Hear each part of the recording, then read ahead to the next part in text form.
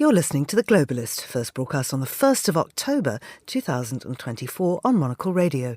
The Globalist, in association with UBS.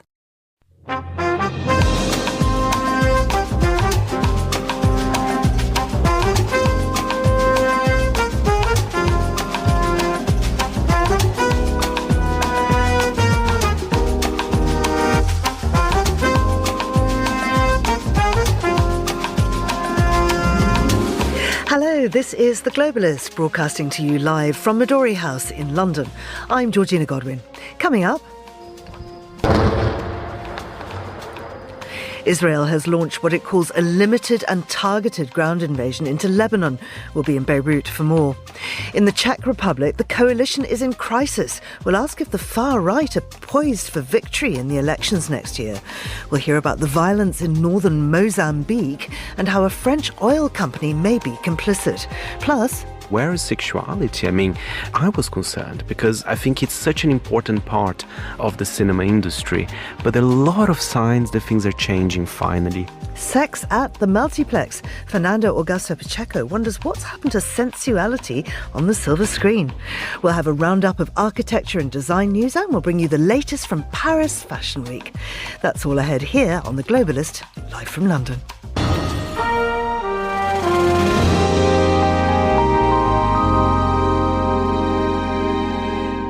First, a look at what else is happening in the news. Russian President Vladimir Putin has ordered the conscription of 133,000 new servicemen in Russia's autumn draft that starts today and goes on until the end of the year. Former Dutch Prime Minister Mark Rutte takes over as NATO boss today, charged with holding the Western military alliance together with the war in Ukraine at a critical moment and a pivotal US presidential election approaching. And in remote areas of North Carolina, crews airlifted emergency food and water into towns that were cut off and devastated by Tropical Storm Helene that turned the western part of the state into a post-apocalyptic landscape. Do stay tuned to Monocle Radio throughout the day for more on those stories. Now, Israel's Security Cabinet has approved the next phase of its war with Hezbollah and begun, in its words, a limited ground operation in southern Lebanon targeting Hezbollah. Officials said there will be no long-term occupation. The escalation in the war has killed more than 1,000 people already, and at least 1 million have been displaced. I'm joined now by Hannah McCarthy, a foreign correspondent based in Beirut. Hannah, many thanks for joining us this morning. I know it's difficult. Can you tell us what's happened overnight? Sure. Well, in Beirut itself, there was heavy strikes on southern Beirut. Several neighbourhoods were told to evacuate, and we heard some very strong blasts during the night. I don't think there was much sleep in Beirut at all. And again, I think everyone was kind of monitoring the news, waiting for confirmation that the Israeli ground invasion had begun. And again, we got word around 2-3 a.m. that the invasion has officially begun. We saw photos started circulating online of Israeli troops preparing to go in.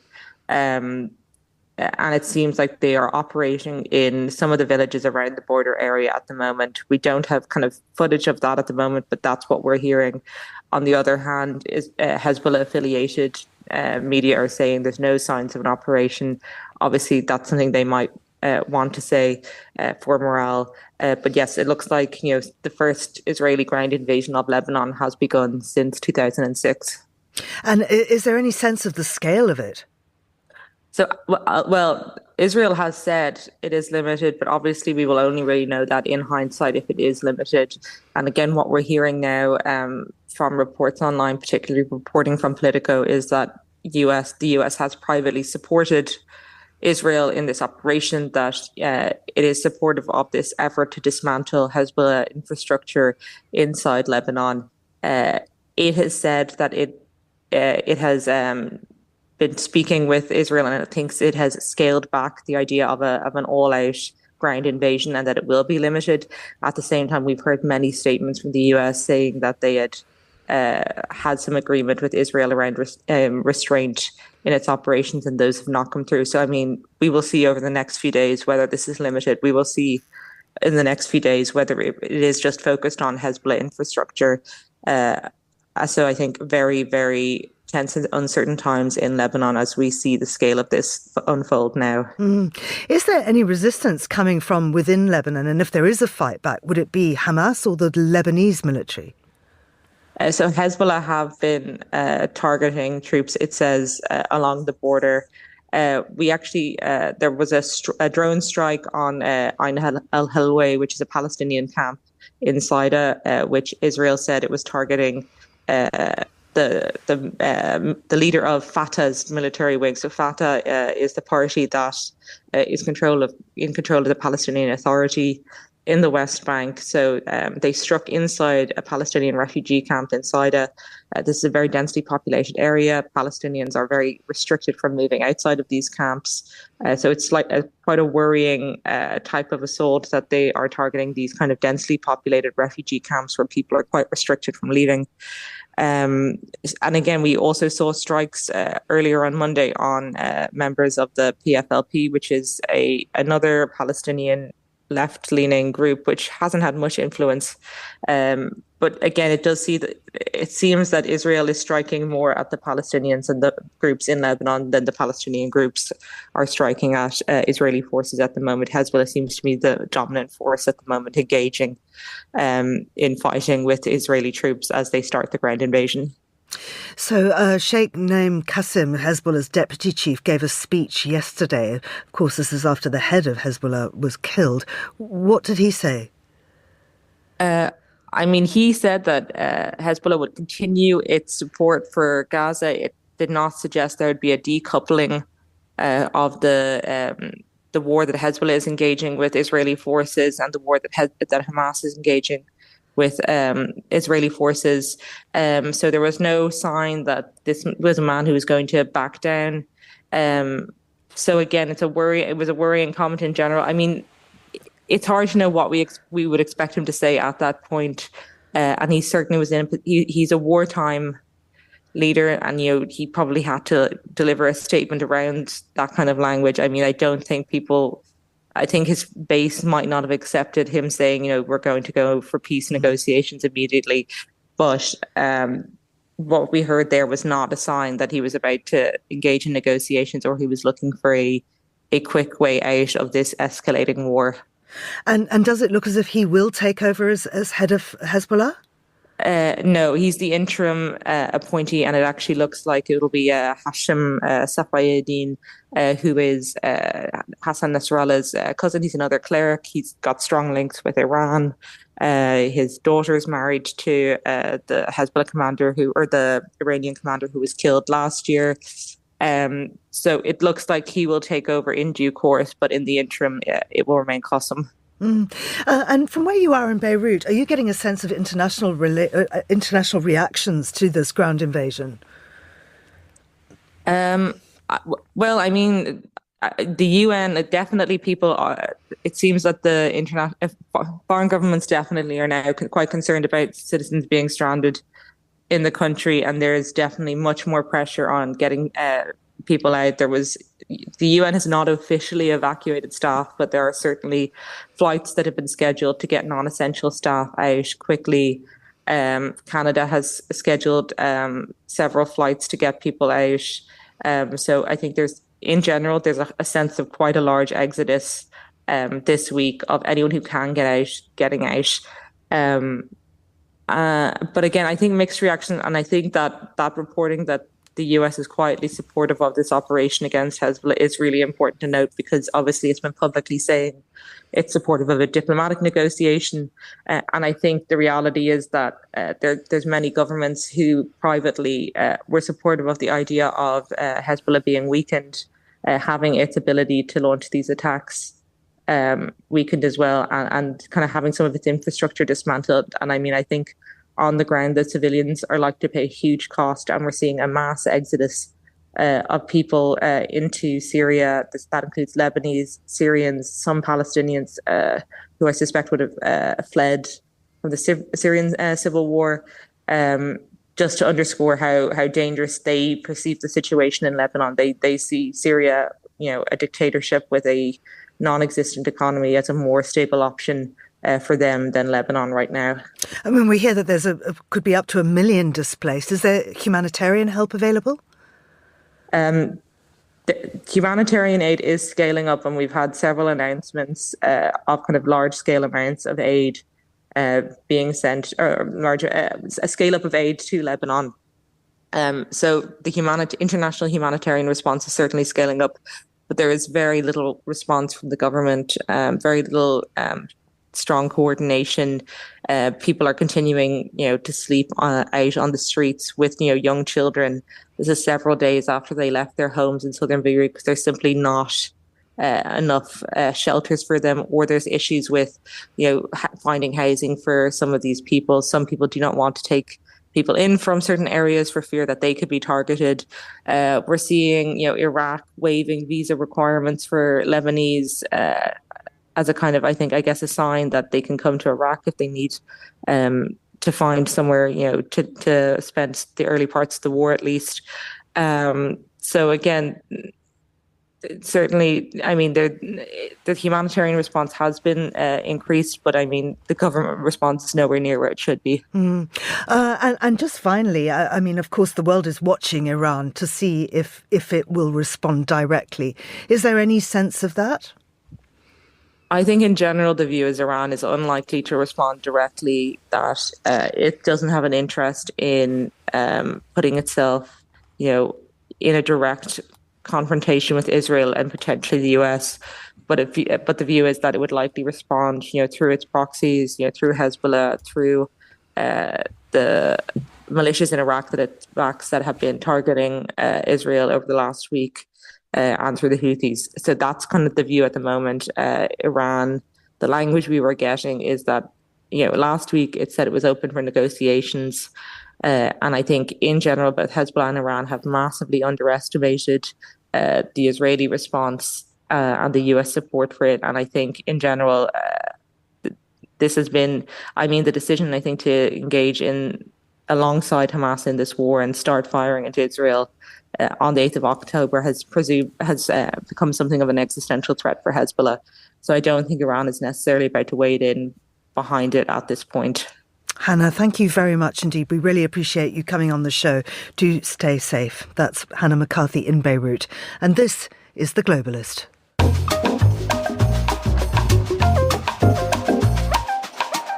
12 minutes past 8 in Prague, 7:12 here in London. To the Czech Republic now, where the second round of the Senate elections last weekend gave victory to the billionaire ex-PM Andrej Babiš, his right-wing populist party.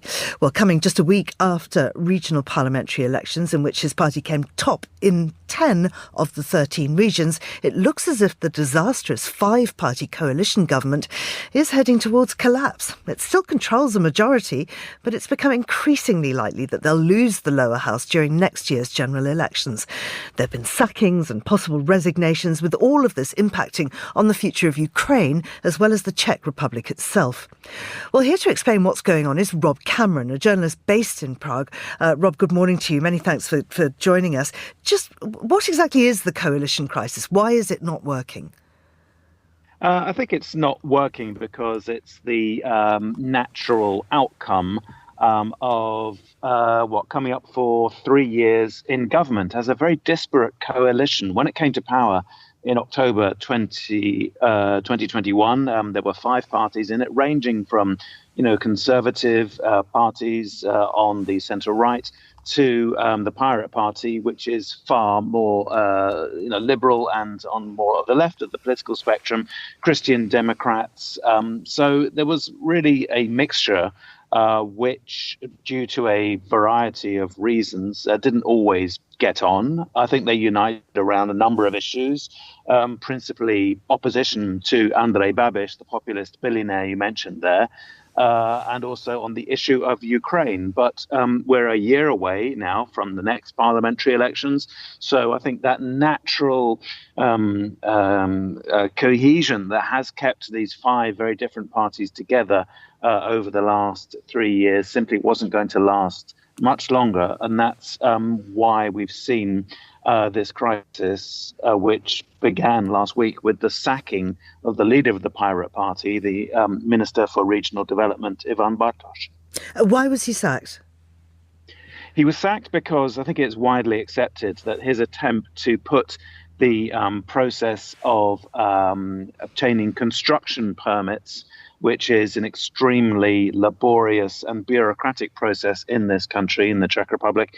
What he was trying to do was put all that online, digitize it, because the Pirate Party has really been at the vanguard of attempts to drag the Czech Republic into the 21st century, some would even say to the 20th, as far as things like that go, to get rid of the bureaucracy and the paperwork and make this a much more smoother operation. So if you're applying to build a house or build a property, build an office block or whatever, then you would just do all that online with not more than a few clicks, but it would all be done online. And that's generally perceived to have been an absolute disaster. The system was launched, it didn't work. Construction companies and builders and ordinary people and politicians and local officials were absolutely furious with Mr. Bartosz, with the Pirate Party, and the Prime Minister said that he sacked him because of that. I think there were probably other reasons in the background, but that was the trigger for this sacking. So what does this mean for the Pirate Party? Are they all going to walk out as threatened? They are indeed, and that's going to happen today. I mean, Mr. Bartosz has been sacked. He has already resigned, tendered his resignation. Today, what we'll see are the remaining two ministers from the Pirate Party in the government, the Foreign Minister, Jan Lipavsky, and the Minister for Legislation, Michal Šalamoun. They'll also tender their resignations because the party has a sort of online membership base from which it draws its decisions. They had 4 days of online voting when the party's 1,200 members were asked, do we stay in government after this? Do we leave? And a large majority said, no, we leave. So now the Czech government will be reconstituted into a coalition of 4 parties, more on the right, centre-right of politics, without the very liberal, slightly leftist Pirate Party. And they will spend the next year trying to portray themselves to the Czech people as a successful coalition, a successful government, and Mr. Fiala will hope that that will be enough to keep Andrej Babiš and the populists and the far right at bay before the next elections in a year's time. And what would a Babiš return mean for the Czech Republic and indeed for the wider Europe? Oh, it's quite hard to say. Obviously, it will come at a time with some very important things going on in the background, principally. Most recently, the elections across the border in Austria, where we see the right-wing, far-right Freedom Party triumph. Slovakia is run by a coalition of leftist, nationalist, populists, Eurosceptic, anti-Ukraine, slightly pro-Moscow parties. There are similar trends across the region, and so some believe it's only a matter of time before the Czech Republic follows suit. The problem with Andrej Babiš is he himself describes his party as a catch-all party, and they used to be with the Liberals in the European Parliament. So they really do appeal to a broad spectrum of the population. They're not far right, but they've teamed up with far right parties in this Patriots for Europe grouping in the European Parliament. So the simple answer is no one really knows what happens if Andrej Babiš does win the election next year. I think it's very likely that he'll need a coalition partner.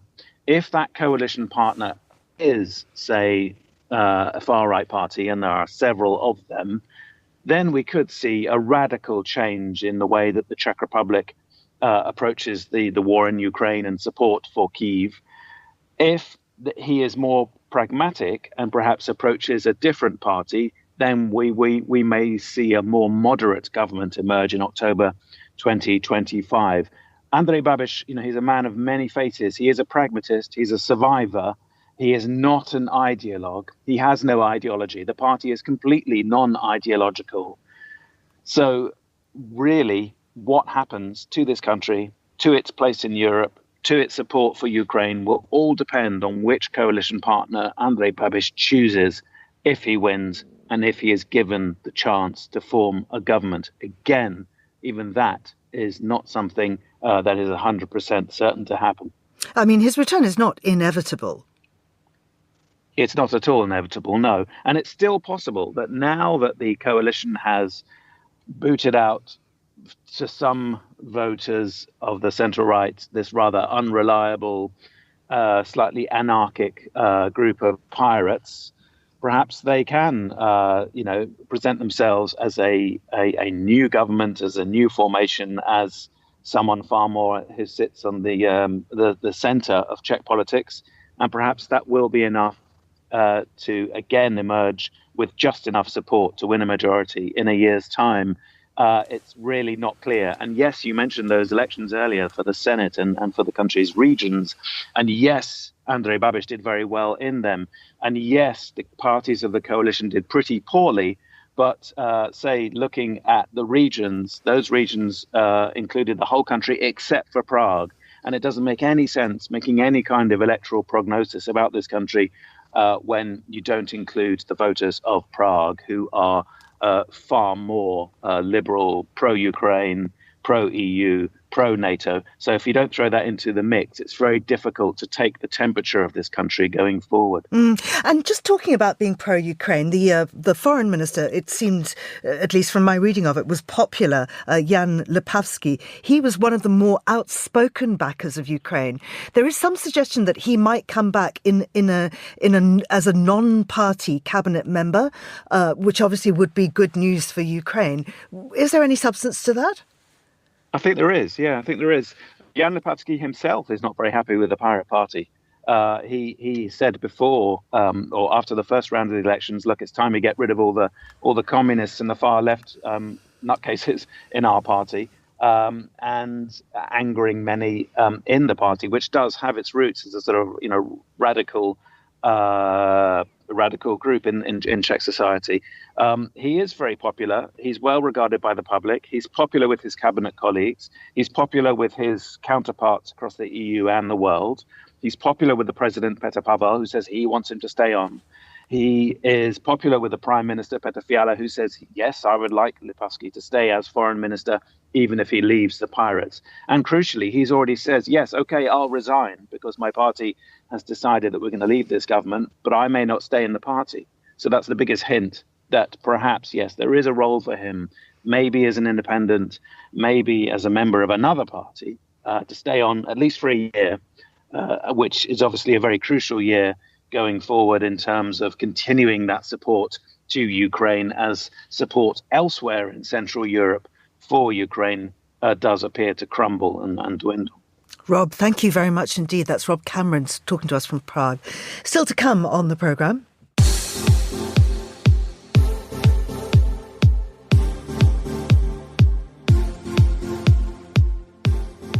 We'll have all the highlights from Paris Fashion Week. This is The Globalist. UBS has over 900 investment analysts from over 100 different countries. Over 900 of the sharpest minds and freshest thinkers in the world of finance today. To find out how we could help you, contact us at ubs.com.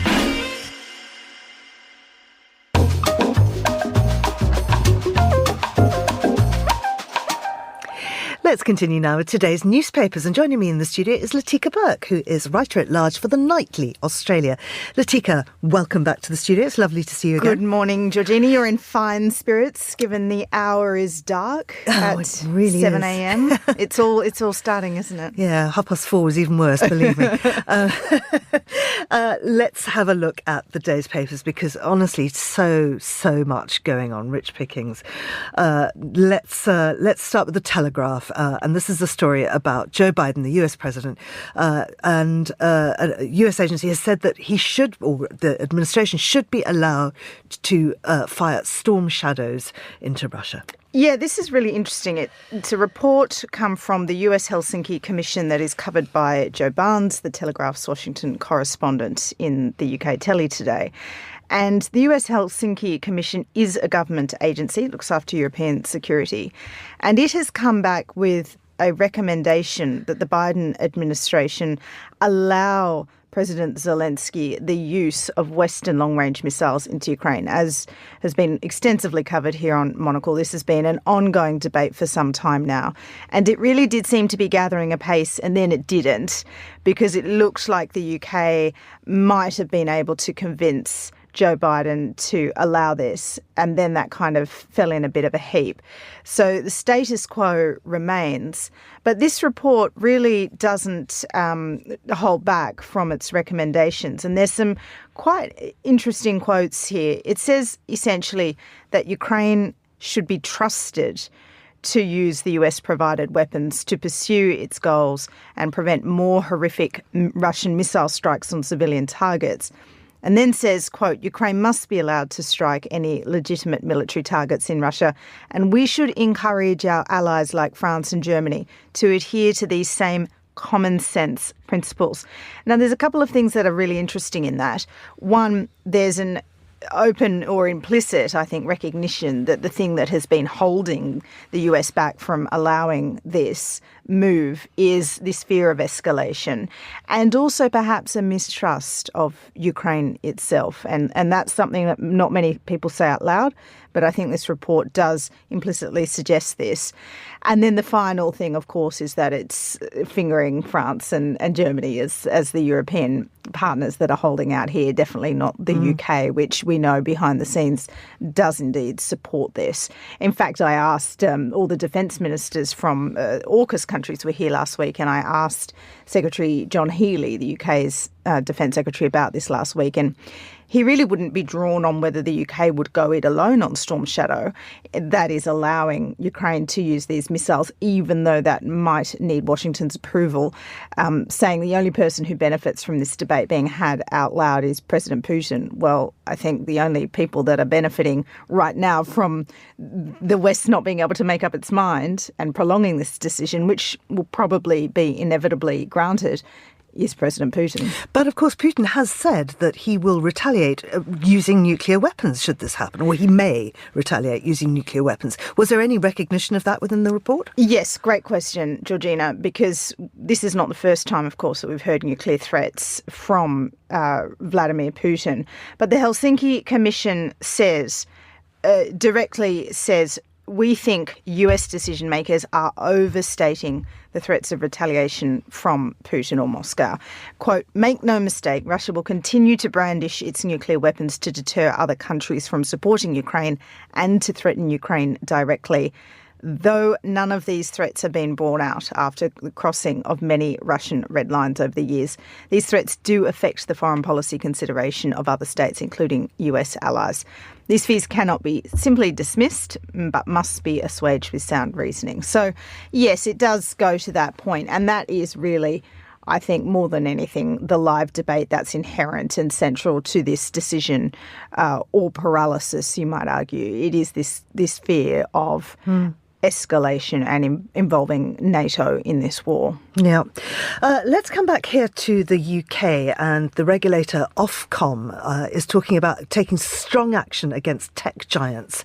This is the story in the FT. Yeah, this is really interesting, and I've chosen this because it's Melanie Dawes, who is the Ofcom chief, and she regulates media, essentially.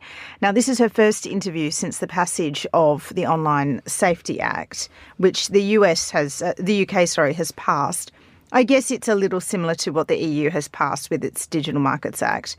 And so now we are seeing both the UK and the EU probably come out as some of the strongest jurisdictions on trying to regulate speech on the internet. And this is, of course, one of the trickiest issues. Now, Melanie Dawes has said of these laws, we've got some pretty strong powers here and we're not afraid to use them. And there will be some website, she doesn't say who will need to take strong action against, and we're gearing up for that now so we can be really fast. Now, of course, the main culprit or the obvious suspect here is Elon Musk's X.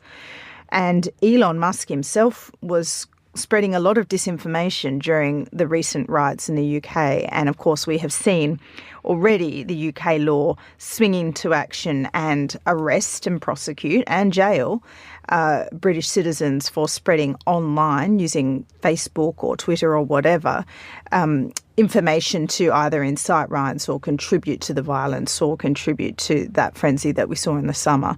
So this is certainly a power to watch how the UK manages to wield it. I can't say that the EU has necessarily always struck the fine line it needs to. And there was a big stoush with Thierry Breton, the now deposed Digital Markets Commissioner, and he got into a big fight with Elon Musk. And Elon Musk was really seen to have won that one. So it's really important that the jurisdictions, when they do go after these online companies, have all their ducks lined up. Absolutely. I mean, Musk's own postings on his site seem really, really quite extraordinary. Has he undergone some huge kind of political reinvention, or was he always this way? I think it's very possible that Elon Musk has been radicalised by his own platform, by his own algorithm. I mean, he even himself says he was a progressive voter not so long ago. Now, of course, he's one of Donald Trump's biggest backers, but it's more than just backing Donald Trump. He indulges in some of the most far-right conspiracy theories online, promotes them, amplifies them, and now has a $55 billion algorithm to amplify those messages. And control of most of our data. Well, have you left X? No, I haven't. And that's an interesting thing, though. Have you? No. Of course not. I mean, I'm hoping that things will repair, or Elon might get bored and move on to the next thing and someone might come and fix it. But for now, I just carry on as normal being a professional journalist. Let's look to cooling towers and the playwright James Graham, who's getting very hot under the collar about these cooling towers. I absolutely love this story. Ratcliffe-on-Soar Power Station closed down yesterday, ending Britain's a love affair, I guess, but an industrial boom on the back of coal, and it's become the first G7 nation to do so. Now, what to do with the towers? I mean, what do you think of cooling towers personally, Georgina? Do you see them and think they are an eyesore on the horizon, or are you like James Graham, who looks at these cooling towers from coal stations and sees them as echoing concrete cathedrals, like giant sentinels on the horizon kissing the clouds? Well, I do think that there's a lot of potential. You could do something really interesting with them. Okay, well, you and James Graham are on the same page because he has launched a campaign. This is covered by The Times this morning. He, of course, James Graham is the writer of the BBC drama Sherwood, and he wants to basically save these 8 cooling stacks and turn them into something interesting or something beautiful or something that manages to herald and hark back to the history of this energy source of production. And he likens it to the way that the Tate Modern on the South Bank in London, that was an old power station, how that was saved and revived and transformed into an art gallery. Same with Battersea Power Station, which has been turned into not for me personally, a rather cavernous shopping mall, but and apartments amongst other things. But you cannot dispute that it looks beautiful. The chimney stacks are very iconic, and it's something that you now go up and down the river, or you're on the other side of the Thames and you look across and go, wow, that looks really cool and amazing. And that's a part of British history. Will concrete cooling stacks meet the same fate? Well, if you're James Graham, hopefully. But that's a story to watch, Georgina. Absolutely. And just quickly before we go, something that wasn't thought to be at all beautiful, but it turns out to be hugely valuable. Look, I'm not a fan of Picasso, I have to say. What are your views on Picasso? No, doesn't really do it for me either. Okay, so we are with Andrea LaRosso's mother, who says this particular Picasso painting was horrible and the family should get rid of it. Trouble is she didn't know what she was looking at was a Picasso worth around 6 million euros. And this is a painting that has been found. It's of Lady Dora Maar, who was Pablo Picasso's mistress and muse. It was found in a villa in Capri, which was owned by an old junk dealer, in a very cheap frame. And it was only when the son was given a book in art history that he looked up and said, hang on, what's that one?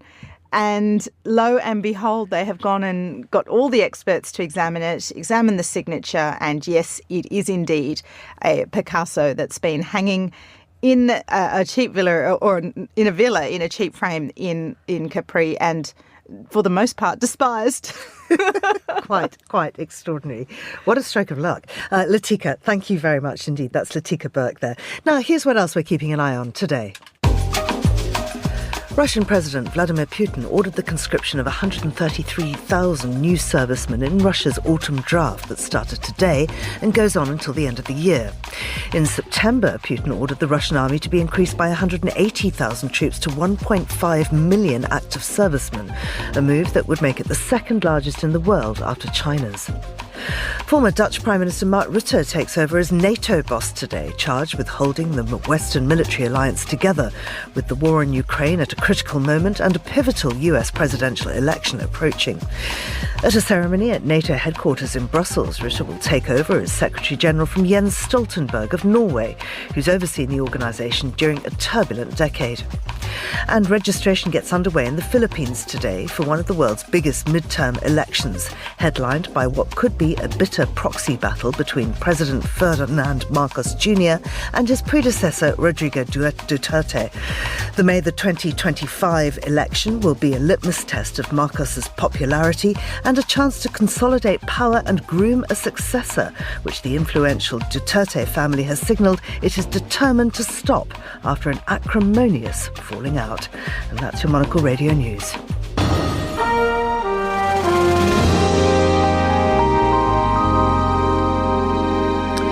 It's 8:36 in Maputo, 7:36 here in London. Total Energies, the French energy giant, enlisted the help of Mozambican soldiers to safeguard its natural gas project in northern Mozambique. But these government forces reportedly detained, tortured and killed over 150 men from the local villages. Well, Alex Perry is a reporter and an author who's been following this story since 2021 and recently wrote about it for Politico. Alex, many thanks for joining us. What is Total Energies' involvement in Mozambique? So Total, to set the context for you, is the lead operator in a natural gas project in the far north of Mozambique, very remote. And it's the biggest investment that's ever happened in Africa. I mean, together with a second natural gas field, these are both offshore, which is in which the lead operator is ExxonMobil. It's a $50 billion investment. The gas fields are vast. I mean, they're over 1% of all global supply. But it's been a vexed project from the start, not least because it's so remote. But since 2017, there's been ISIS insurgency in the area that has gathered momentum and picked up pace, has displaced over 1 million people at times. And yes, I started following the story from March 21 when the rebels hit the town adjacent to the gas plant. At the time, the authorities were saying dozens dead.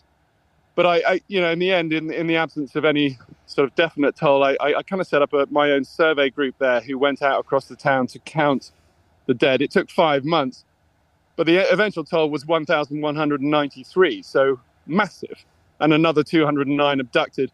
That actually makes it, by my count, the second biggest terror attack of all time. And it was entirely unknown about, partly because this is such a remote area, but very definitely because no one in authority was counting. So what is the detail on that? Who was killing who and why? The rebels they're a classic ISIS group, so they want to form a caliphate. They are murderously cruel to anybody who disagrees with them. While they are fighting the government, inevitably it's the civilian population that pays the price. What really marks out the group in northern Mozambique is their enthusiasm for mass ceremonial beheadings. They will line up anything up to 50 people at a time in a row and behead them with machetes. So a very nasty group. And against them, they're facing a Mozambican army which, frankly, particularly in Cabo Delgado, which is a sort of smuggling through route for gems and drugs, there's a question as to whether the army up there is more a criminal organization than it is a military one. But certainly, whenever faced with the rebels, the army has tended to run away. So when they attacked this town, there was almost no resistance, and the civilians were at the mercy of the rebels who laid waste to the town for several months, actually, hence the extremely high death toll. The killings we're talking about now, the army, it's a reprisal action by the army against that same civilian population whom they accused wrongly of being rebels. And what seems to be an effort to show that they were doing something, but they just, they broadcast a news report on Mozambican national TV saying we are taking the fight to the rebels, but in fact they just rounded up a bunch of fishermen and farmers. So where does Total's responsibility lie here?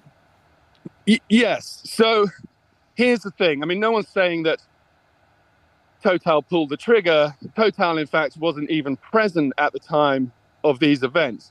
But you have a Mozambican military force that is paid, equipped, and accommodated by Total, is tasked by Total with defending its project.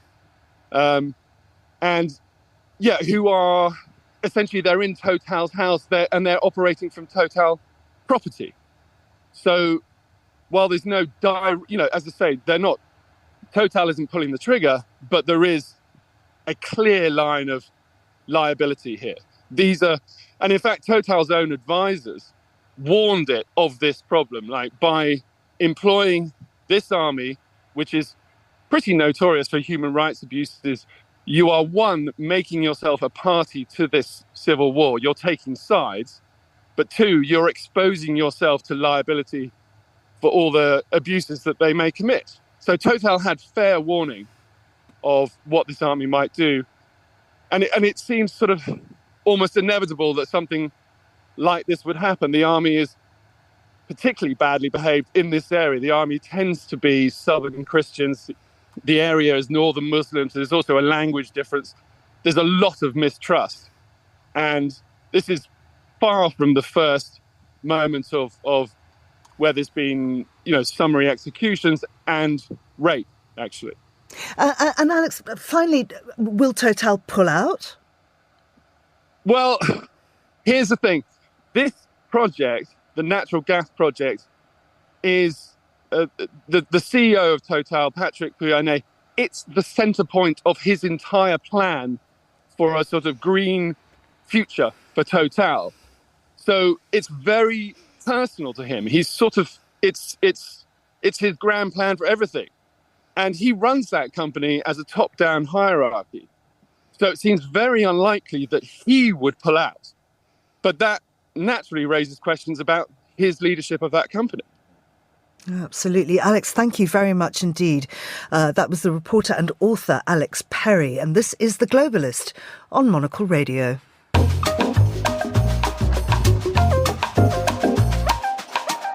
Now, if you subscribe to Monocle's daily newsletter, the Monocle Minute, you'll have woken up to our senior correspondent, Fernando Augusto Pacheco's very strong opinion on how eroticism has returned to the big screen.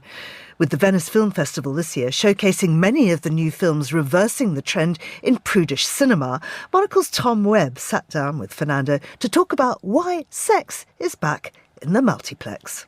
Fernando, you've noticed it. I've noticed it. Everyone's noticed it. Films are becoming more and more prudish in the past 10 years, but maybe that's changed. What have you noticed? It is changing, Tom, and I'm very happy. About almost 2 years ago, I wrote an opinion piece on the fact that cinema was becoming prudish. I mean, the blockbusters, very rare you see a sex scene or even nudity. Of course, art house, it never really changed. But there's been, many concerns. I mean, where is sexuality?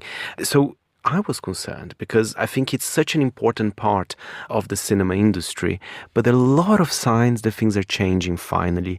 And you know what? It's not just in the art house world. I think even some blockbusters are catching up. I think perhaps I'm exaggerating here, but even when a film like Deadpool and Wolverine, there's more sexual jokes, there's a little bit more of a naughty sense in the air as well. Now, these signs, these changing moments, it can't just be from Deadpool, surely. Where have you got this indication from? Absolutely not from Deadpool. But even if you look at the Venice Film Festival, the biggest winner there for Best Actress was Nicole Kidman for Baby Girl, which I haven't seen the film, it's not out yet, but she plays a powerful CEO having a relationship with an intern. But I think it's quite a kind of a sexual film as well. It's almost a homage to the 90s erotic thrillers. But I think the difference here, Tom, there's different types of sexuality being portrayed. You know, it doesn't matter if it's gay, if it's lesbian, or women are more in charge. In fact, Baby Girl was directed by a female director, and I will be talking a little bit more about Emmanuelle, the new version that is out this week in France. You know, it's the very famous kind of softcore film in the 70s that is kind of a cult hit. I remember in Brazil, they used to play almost every night on TV. Again, directed by a woman. So sex is back, but with a different outlook as well. But is this not just in the world of art house cinema? Absolutely not. And I hope not, because, you know, we're adults here. We're not kids. And I think you can't miss out something so important. One classic example is Challengers. I mean, I think you love this film. You've seen it twice. I watched it again last night. Love it. It's amazing. You know, sizzling electro beats, a love triangle. It gives us something to be excited. You know, and of course it features Zendaya, which is not an art house, you know, actress. She's very famous. I think we have many other examples this year. We had the neon-flavored Love Lies Bleeding. Excellent film. I recommend everyone to watch. A Brazilian erotic thriller, Motel Destino. So it is a trend, very much. Saltburn. I was almost forgetting the very popular Saltburn as well, which is very, very naughty scenes, very risque. It's back. Saltburn was popular for its eroticism. It was the talking point that everyone had picked up on. And how could I forget that? We also have Queer with Daniel Craig being released. He plays a writer in 40s Mexico City. Again, very steamy. Will eroticism save cinema? Will it bring back people to the big screen? Yes, it will. We're adults. I think it's very important. And I understand some of the criticism in the back. And of course, the industry, the way they film sex scenes is changing. I think that's positive. But what I didn't understand in the past when people were criticizing, nobody was saying, cut all sex scenes, remove any type of sexuality. It's important. It's part of human nature. So welcome back, Sex in the Multiplex. Fernando Augusto Pacheco and Tom Webb purring over sex there. This is Monocle Radio. UBS is a global financial services firm with over 150 years of heritage. Built on the unique dedication of our people, we bring fresh thinking and perspective to our work. We know that it takes a marriage of intelligence and heart to create lasting value for our clients. It's about having the right ideas, of course, but also about having one of the most accomplished systems and an unrivaled network of global experts. That's why at UBS, we pride ourselves on thinking smarter to make a real difference. Tune in to The Bulletin with UBS every week for the latest insights and opinions from UBS all around the world.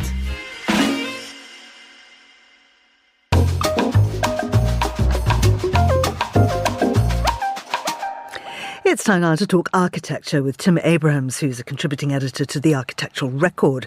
He joins us now from Oxford. Tim, a new children's hospital in Zurich wouldn't normally make headlines. Yes, it's an important piece of health infrastructure, but there's something very special about this one. Good morning, Georgia. Yes, indeed, it is designed by the Swiss architects Herzog and de Meuron.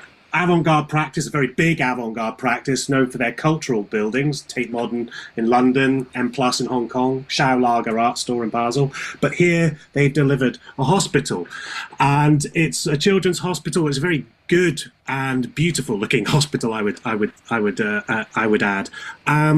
They are not just being parachuted in, shall we say. This has come from a long tradition within the practice of research on hospitals. They've designed a rehabilitation hospital for brain injury in Basel, so they have a serious tendency within their firm to do these projects. They've also, the Royal Academy show in London, they showed off a lot of their research into it, and here it is delivered, and it's being open to the public this week. Excellent.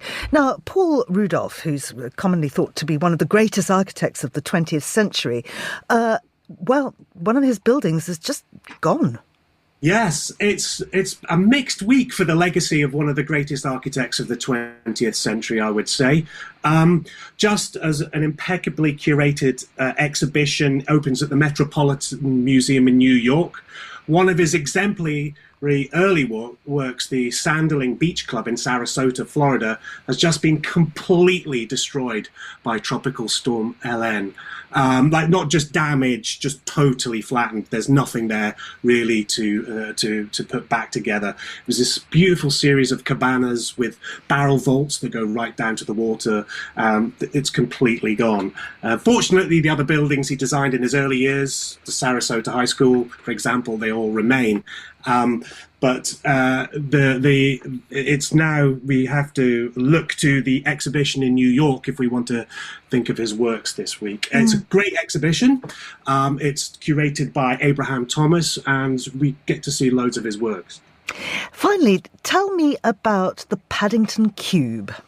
The Paddington Cube. Yes, it was going to be the Paddington Pole, but now it's the Paddington Cube. This is a project by Renzo Piano, which opens this week after much delay. It's a new multi-use building right next to Isambard Kingdom Brunel's Paddington Station. So there's this very curved, beautiful roof by the Victorian engineer, and Piano's cube, rectilinear, right next to it. And there's a lovely little dialogue going on between these two buildings. It's great to see it finally opening. The Cube, it's a £350 million project, which had all kinds of problems. The mechanical engineers had gone into receivership. There was delays of all manners. And now it's opening. So you're going to have this. I think it's actually going to be, in many ways, a more popular Renzo Piano building than his other one in London, which is the Shard. This is, in many ways, a much more intimate building. As you come out of Paddington Station, you get to see this lovely layered building with new accesses. You can see the public space, the foyer, and all the different uses above it. It's kind of like just a very kind of intimate idea of how cities work just as soon as you walk out of the station from the west, from Oxford, where I come in from. Tim, thank you very much indeed. That's Tim Abrams there, and you're listening to The Globalist on Monocle Radio.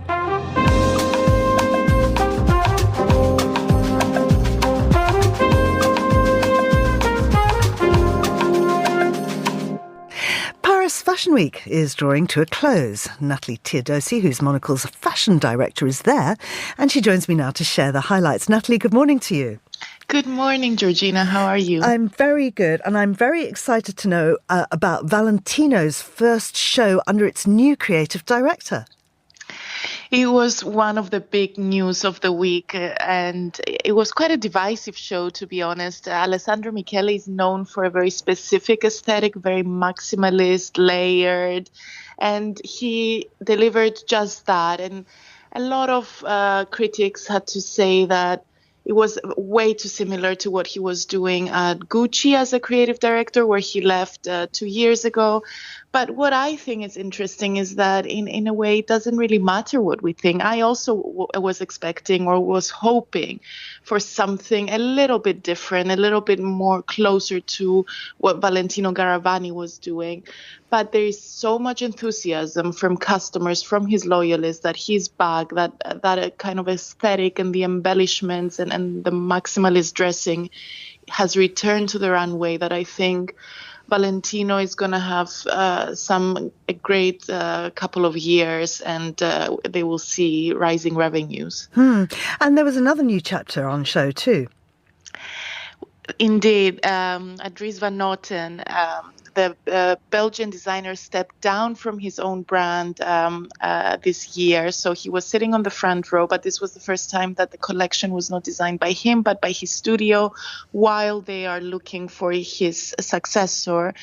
And I think it was a beautiful show, and it's testament to Dries, who has such a signature, and I think he empowered his team to be able to work and to create a collection even without him. Maybe it was missing some of the bigger ideas and the more experimental silhouettes that you would see on when he was directing those collections and the runways.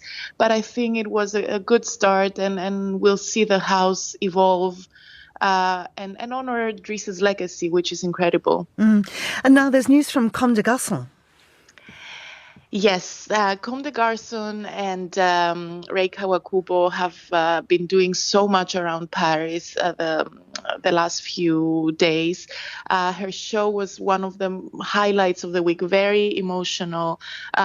Interestingly, the person next to me was crying. I mean, it's more of a performance art than fashion. You just look at these giant structures walking down the runway, and this time she spoke about kind of uncertainty. She was translating, I think, the feeling of what's going on in the world, and she was hoping with this really in big structures with transparencies to give a bit of emotion. I mean, you could translate it any way you wanted. You could just look at it and just let your mind wander for a while. But it's really beautiful and a breath of fresh air to have a show like that during Paris Fashion Week, where things have become a lot more corporate, a lot more commercial.